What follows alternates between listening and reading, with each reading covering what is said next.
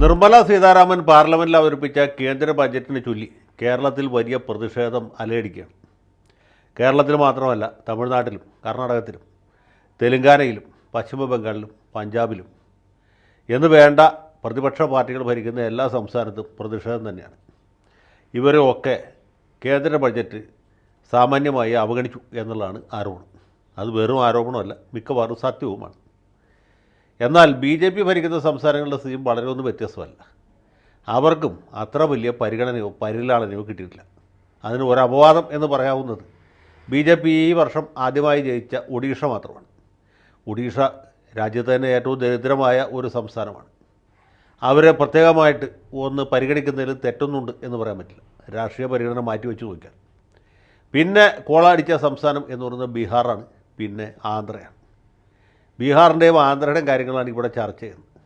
ഈ അവഗണിക്കപ്പെട്ട സംസ്ഥാനങ്ങളെക്കുറിച്ചല്ല. അവഗണിക്കപ്പെട്ടതിൽ പ്രതിപക്ഷക്കാരുമുണ്ട്, BJPക്കാരുമുണ്ട്. പക്ഷേ പ്രശ്നം ഈ രണ്ട് സംസ്ഥാനങ്ങൾക്ക് എന്തുകൊണ്ട് വലിയ പരിഗണന കിട്ടി എന്നുള്ളതാണ്. അതിൻ്റെ കാരണം വളരെ വ്യക്തമാണ്. എല്ലാ പത്രങ്ങളും അത് എഴുതിയിട്ടുണ്ട്. കാരണം ഒന്ന്, നിതീഷ് കുമാറിൻ്റെ ജനതാദൾ യുണൈറ്റഡാണ് ബീഹാർ ഭരിക്കുന്ന പ്രധാന കക്ഷി. അതിൻ്റെ മൈനർ പാർട്ണർ എന്ന് പറഞ്ഞാൽ BJP ആണ്. ഇവർ രണ്ടുപേരും കൂടി ചേർന്ന് ഭരിക്കുന്ന സംസ്ഥാനമാണ് ബീഹാർ. നിതീഷ് കുമാറിൻ്റെ കൂടി പിൻബലത്തിലാണ് കേന്ദ്ര സർക്കാർ നിലനിൽക്കുന്നത്. അതുപോലെ തന്നെയാണ് ചന്ദ്രബാബു നായിഡു ഭരിക്കുന്ന ആന്ധ്രാപ്രദേശിൻ്റെ സ്ഥിതി. ഈ രണ്ട് സംസ്ഥാനങ്ങളും പ്രത്യേക പാക്കേജ് ചോദിച്ചാണ്, പ്രത്യേക പദവി ചോദിച്ചാണ് നിതീഷ് കുമാർ. പ്രത്യേക പദവി ഇല്ല എന്ന് കഴിഞ്ഞ ദിവസത്തിൻ്റെ തീരുമാനമായിരുന്നു. പ്രത്യേക പദവി കിട്ടിയില്ല എന്ന് പറഞ്ഞ് കഴിഞ്ഞ ദിവസം ബീഹാർ നിയമസഭയിൽ കോൺഗ്രസ്സുകാരും ലാലുവിൻ്റെ പാർട്ടിക്കാരും ഒക്കെ വലിയ പരിഹാസവും പ്രതിഷേധവും ഉയർത്തിയതാണ്.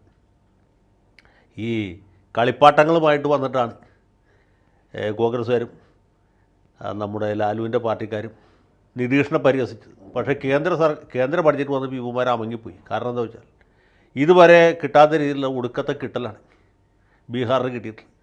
അത് തന്നെയാണ് ആന്ധ്രയുടെ സ്ഥിതി. ആന്ധ്രയെ അവഗണിച്ചു എന്ന് പറയാനായിട്ട് ജഗൻമോഹൻ റെഡ്ഡി വാ തുറന്നാണ് ആ സെക്കൻഡിൽ ആന്ധ്രയ്ക്ക് ഈ ബമ്പർ അടിച്ച പോലത്തെ ഒരു ബഡ്ജറ്റാണ് കിട്ടിയത്. ഇതെന്തുകൊണ്ട് സംഭവിച്ചു എന്ന് വെച്ചാൽ ഈ രണ്ട് പാർട്ടികളും കേന്ദ്രത്തെ പിന്തുണയ്ക്കുന്നു എന്നുള്ളതുകൊണ്ട് തന്നെയാണ്, യാതൊരു സംശയമില്ല.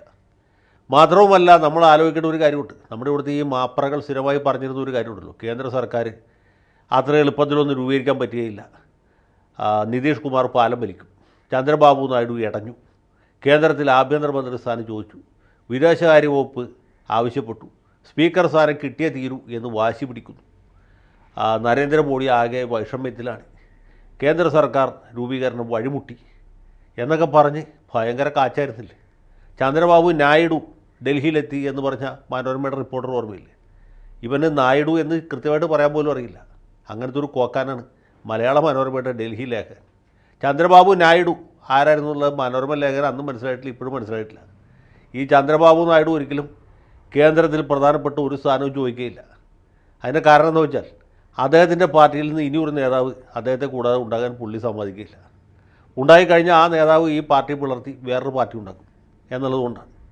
അതുകൊണ്ട് അങ്ങനെയുള്ള കാര്യത്തിൽ അദ്ദേഹത്തിന് താല്പര്യമില്ല. അദ്ദേഹത്തിന് താല്പര്യം ഇതുപോലെയുള്ള കാര്യങ്ങളിലാണ്. ആന്ധ്രാപ്രദേശിന് പ്രത്യേക പാക്കേജ് കേന്ദ്ര ബഡ്ജറ്റ് അവതരിപ്പിക്കുമ്പോൾ പണ്ട് KM മാണി സാർ അവതരിപ്പിച്ച ബഡ്ജറ്റ് പോലെയാണ്. ബഡ്ജറ്റ് അലോക്കേഷൻ വരുമ്പോൾ ഏതാണ്ട് 60% കോട്ടയം ജില്ലയ്ക്ക്, 40% മലപ്പുറം ജില്ലയ്ക്ക് വരും. ബാക്കി ഒരു ജില്ലയ്ക്ക് ഒരു അലോക്കേഷൻ ഉണ്ടാവില്ല. അങ്ങനത്തെ ബഡ്ജറ്റുകൾ ഉണ്ടായിരുന്നില്ല. ഉമ്മൻചാണ്ടി മുഖ്യമന്ത്രിയായിരുന്ന കാലത്ത് സംസ്ഥാന ബഡ്ജറ്റ് അങ്ങനെയാണ്. 2 ജില്ലകൾക്കേ കാശുള്ളൂ. ഒന്ന് കോട്ടയം ജില്ല, അത് മാണി സാറിൻ്റെ സ്വന്തം ജില്ല. മറ്റത് കുഞ്ഞാപ്പേടെ ജില്ല, മലപ്പുറം ജില്ല. മറ്റ് ജില്ലക്കാരൊക്കെ അങ്ങനെ മേലോട്ട് നോക്കിയിരിക്കുക. ഏതാണ്ട് അതുപോലത്തെ ഒരു പരിപാടിയാണ് ഇപ്പം നിർമ്മല ആൻറ്റി ചെയ്തിട്ടുള്ളത്. 2 സംസ്ഥാനക്കാർക്ക് മാത്രമേ പണം അനുവദിച്ചിട്ടുള്ളൂ. ഒന്ന് ആന്ധ്ര, അത് നായിഡുവിൻ്റെ, മറ്റേത് ബീഹാർ, അത് നിതീഷിൻ്റെ. പക്ഷേ ഇതിൽ നമ്മൾ മനസ്സിലാക്കേണ്ട ഒരു കാര്യമുണ്ട്. ഞാനിപ്പോൾ ഇവരെ രണ്ടുപേരെ പരിഹസിക്കാൻ വേണ്ടി പറയല്ല. എനിക്ക് സത്യത്തിൽ ഈ രണ്ടുപേരോടും വലിയ ബഹുമാനമാണ്. കാരണം എന്താ വെച്ചാൽ ഈ പ്രാദേശിക പാർട്ടികൾക്കുള്ളൊരു വലിയ സൗകര്യം ഇതാണ്. ദേശീയ പാർട്ടികൾക്ക് ഇല്ലാത്ത ഒരു സൗകര്യം എന്ന് വെച്ചാൽ ഇവർക്ക് അവരുടെ സംസാരത്തെ പറ്റി മാത്രം ആലോചിച്ചാൽ മതി. കുഞ്ഞാപ്പയ്ക്ക് മലപ്പുറത്തെ പറ്റി ആലോചിച്ചാൽ മതി, മാണി സാറിന് കോട്ടയത്തെ പറ്റി ആലോചിച്ചാൽ മതി, മറ്റൊരു ജില്ലയെക്കുറിച്ചും അവർക്ക് ആലോചിക്കേണ്ട എന്ന് പറഞ്ഞ പോലെ നായിഡുവിന് ആന്ധ്രയെ പറ്റി ആലോചിച്ചാൽ മതി. തെലുങ്കാനയെ പറ്റി പോലും ആലോചിക്കണം. തെലുങ്കാനയ്ക്ക് പരമാവധി ഒന്നും കൊടുക്കരുത് എന്നൊരു വ്യവസ്ഥയും കൂടി പുള്ളി വച്ച് കളയും. അത്ര ഭയങ്കരമാണ്. അതുതന്നെയാണ് നമ്മുടെ നിതീഷ് കുമാറിൻ്റെ അവസ്ഥ. അദ്ദേഹത്തിൻ്റെ പാർട്ടി ബീഹാറിൽ ആരംഭിച്ച് ബീഹാറിൽ അവസാനിക്കുന്ന ഒരു മഹാപാർട്ടിയാണ്. പരമാവധി കാര്യങ്ങൾ ബീഹാറിലേക്ക് വരണം. ഇതാദ്യമായിട്ടല്ല. വാജ്പേയിയുടെ മന്ത്രിസഭയിൽ നിതീഷ് കുമാർ മന്ത്രിയായിരുന്നപ്പോഴും അദ്ദേഹം റെയിൽവേ വകുപ്പ് ചോദിച്ചു വാങ്ങിച്ചു. റെയിൽവേ വകുപ്പ് കിട്ടിയാലേ പുള്ളി മന്ത്രിസഭയിൽ ചേരുള്ളൂ. കാരണം എന്താ, ആ റെയിൽവേ വഴിക്കുള്ള വികസനം പൂർണ്ണമായിട്ടും ബീഹാറിന് കിട്ടണം, അതിന് വേണ്ടിയിട്ടാണ്. പിന്നീട് മമതാ ബാനർജി വന്നപ്പോൾ അവരും ചോദിച്ചാൽ അത് തന്നെയാണ്, എനിക്ക് റെയിൽവേ വകുപ്പ് കിട്ടണം. ആ വകുപ്പിൽ പറഞ്ഞ ഒരു വകുപ്പിലും എനിക്ക് മന്ത്രി ആകണ്ട എന്നാണ്. അതുപോലെ പണ്ട് സുർജിത് സിംഗ് ബർണാല കേന്ദ്രമന്ത്രിസഭയിൽ പുള്ളി ചോദിച്ചത് കൃഷി വകുപ്പാണ്. കാരണം പഞ്ചാബികളെ സംബന്ധിച്ചിടത്തോളം ഏറ്റവും പ്രധാനപ്പെട്ട വകുപ്പ് കൃഷിയാണ്. അവർക്ക് പ്രതിരോധ വകുപ്പിൻ്റെ ആവശ്യമില്ല, വിദേശകാര്യ വകുപ്പ് ഇട്ടിട്ട് ഒന്നും ചെയ്യാനില്ല, കോമേഴ്സ് വകുപ്പ് പോലും വേണ്ട, കൃഷി വകുപ്പ് വേണം. കാരണം എന്ന് വെച്ചാൽ കാർഷിക സംസ്കാരമാണ്. കൃഷിക്ക് നിരവധി ആനുകൂല്യങ്ങൾ ഉണ്ടാക്കി അത് മുഴുവനും പഞ്ചാബിലേക്ക് ഹരിയാനയിലേക്ക് കൊണ്ടുപോയി ചെയ്യണമെങ്കിൽ കേന്ദ്രത്തിൽ കൃഷി വകുപ്പ് കിട്ടണം. അതുകൊണ്ടാണ്. അപ്പോൾ ഈ പ്രാദേശിക പാർട്ടികൾ ഇങ്ങനെ വിലപേശാനും മേടിച്ചെടുക്കാനും അവർക്കറിയാം. ഇപ്പോൾ കേരളത്തെ അവഗണിച്ചു എന്നാണല്ലോ UDF-കാരും LDF-കാരും പറഞ്ഞത്. കേരളത്തെ പരിഗണിച്ച് ഏതെങ്കിലും ഒരു ബഡ്ജറ്റ് കഴിഞ്ഞ 30 കൊല്ലത്തിനകത്ത് ഉണ്ടായിട്ടുണ്ട് നിങ്ങൾക്ക് ആർക്കെങ്കിലും പറയാൻ പറ്റുമോ? നെഞ്ചത്ത് കൈവച്ച് പറയാൻ പറ്റുമോ? ഒരു സമയത്തും ഉണ്ടായിട്ടില്ല.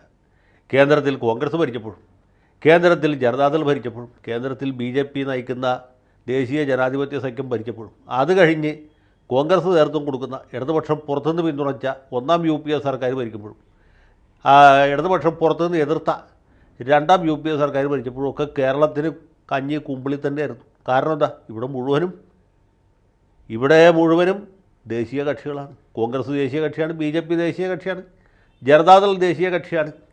കൃഷ്ണൻകുട്ടിയുടെ പാർട്ടിയെ ഉദ്ദേശിച്ചല്ലട്ടോ പറഞ്ഞു, ജനതാദൾ ദേശീയ കക്ഷിയായിരുന്ന കാലത്തെക്കുറിച്ചാണ്. അതുപോലെ CPI CPM ദേശീയ കക്ഷികളാണ്. ഞാൻ ഒറ്റ ഉദാഹരണം പറയാം. ഈ ഇടതുപക്ഷത്തിന് പിന്തുണ കൊടുത്ത് കോൺഗ്രസ് ഭരിച്ചിരുന്ന കാലത്ത് 1ാം UPA സർക്കാരിൻ്റെ കാലത്താണ് പാലക്കാട് റെയിൽവേ ഡിവിഷൻ വിഭജിച്ച് മധുര ഡിവിഷൻ ഉണ്ടാക്കിയത്. ഇതിൻ്റെ ഗണ്യമായ ഭാഗം അങ്ങോട്ട് കൊണ്ടുപോയി.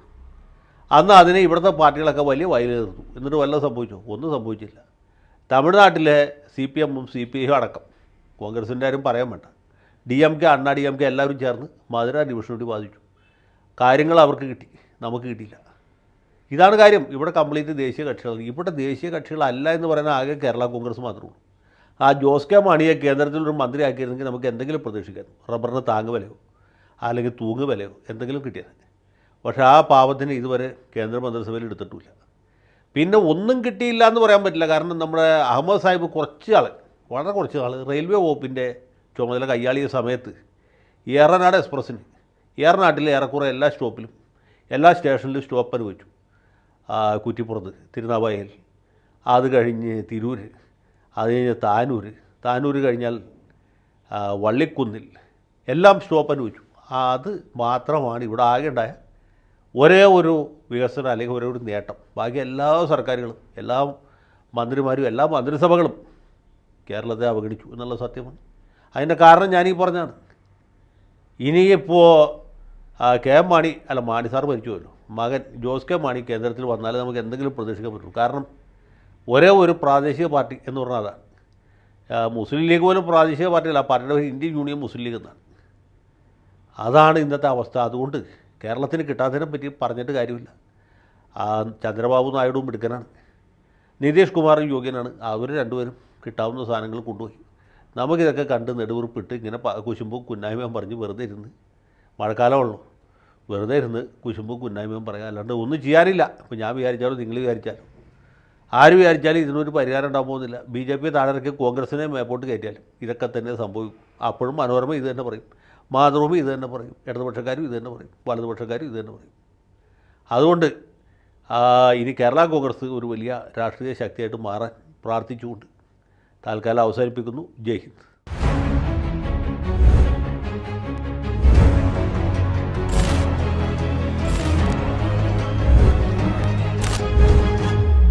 കൂടുതൽ വാർത്തകളും വിശേഷങ്ങളും നിങ്ങളിലേക്ക് എത്താൻ ABC മലയാളം സബ്സ്ക്രൈബ് ചെയ്യുക, ബെൽ ബട്ടണും അമർത്തുക.